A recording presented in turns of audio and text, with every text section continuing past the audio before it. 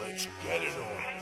Vi sitter här i väntan och spelar lite Dota och pushar på och smeker